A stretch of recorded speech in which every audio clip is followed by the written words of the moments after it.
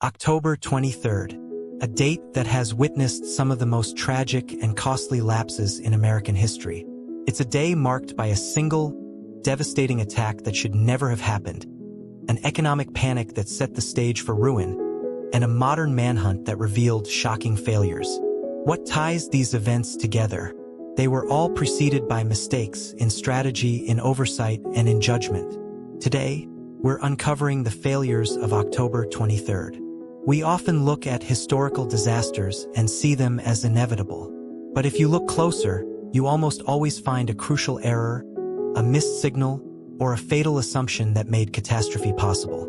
On this October 23rd, we're examining three such events: a military tragedy born from a failure to adapt, an economic tremor that was ignored, and a police manhunt hampered by a critical misdirection.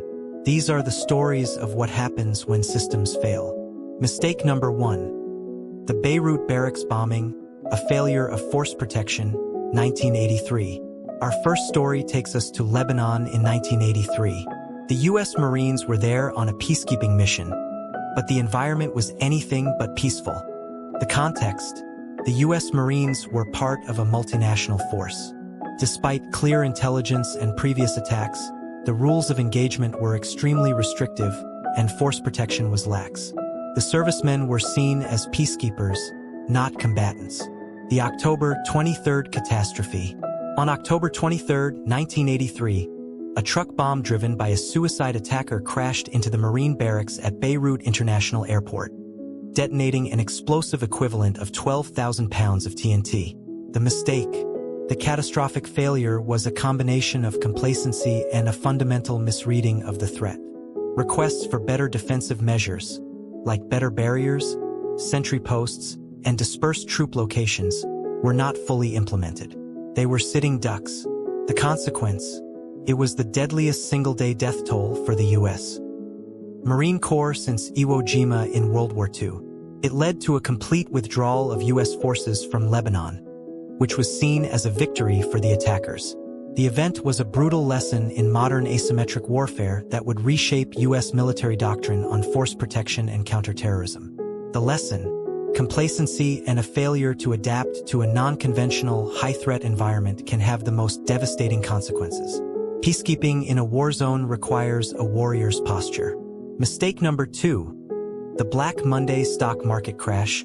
The unheeded warning, 1929.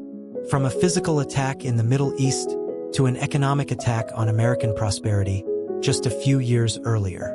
The context: the stock market was in a massive speculative bubble, but the cracks were beginning to show. The October 23rd warning sign. Wednesday, October 23rd, 1929. The market experienced a massive panic sell-off. It was a full-scale mini-crash and a clear, screaming warning sign that the bubble had burst. The mistake. The critical error was the collective failure to heed this warning. Key figures, the media, and government officials downplayed the event.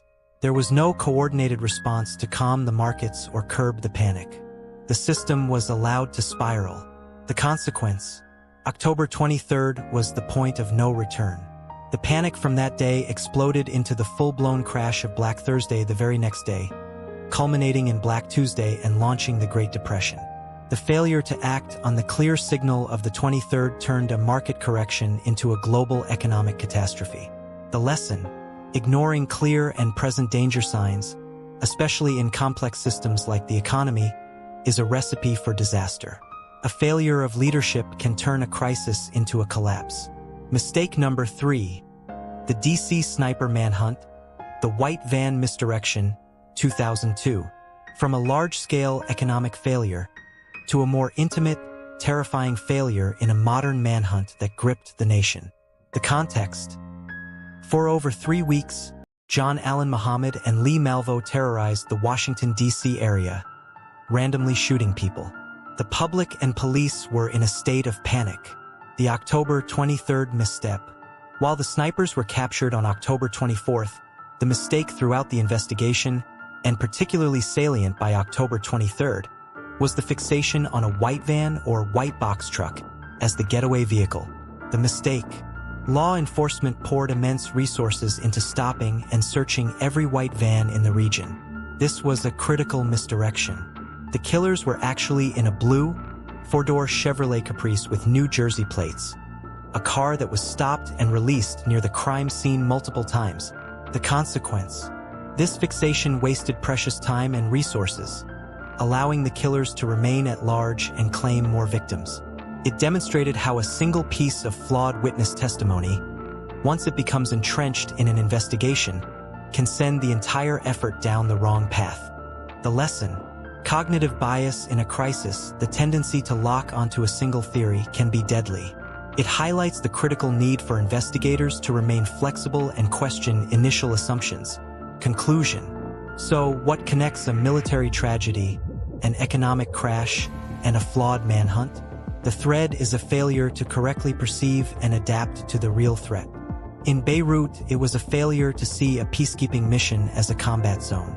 In 1929, it was a failure to see a market sell-off as a systemic collapse. And in 2002, it was a failure to see past a single description to the real suspects. October 23rd reminds us that the greatest mistakes are often not acts of malice, but failures of imagination, perception, and proactive response. The lesson is to always question our assumptions, especially when the stakes are highest. Which of these mistakes do you think was the most preventable? Let me know in the comments. If you found this insightful, please like and subscribe for more daily history. Thanks for watching.